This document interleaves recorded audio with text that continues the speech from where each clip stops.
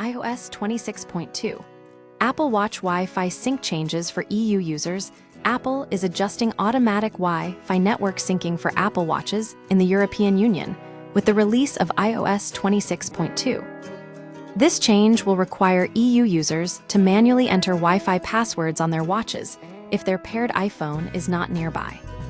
How the change impacts users currently: when an Apple Watch is paired with an iPhone, it automatically gains access to all Wi-Fi networks stored on the phone.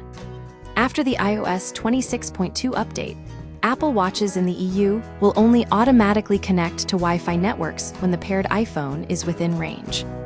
This means that users who frequently leave their iPhones behind while wearing their watches will no longer benefit from automatic Wi-Fi access and will need to input credentials manually.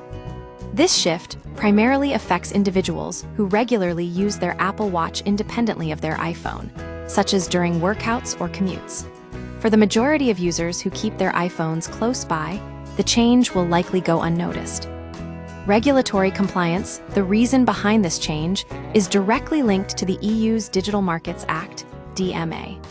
The DMA requires tech companies like Apple to make interoperability accessible to third-party devices as well as their own.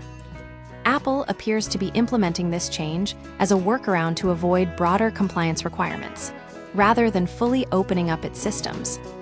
This approach suggests that Apple is choosing to restrict functionality for EU users, rather than fully embracing the DMA's interoperability goals. The move highlights the ongoing tension between tech giants and regulatory bodies striving to promote competition and user choice in digital markets. While the impact on EU users is limited to this specific feature, it demonstrates a broader pattern of companies adapting to regulations in ways that may not fully align with the intended spirit of the law.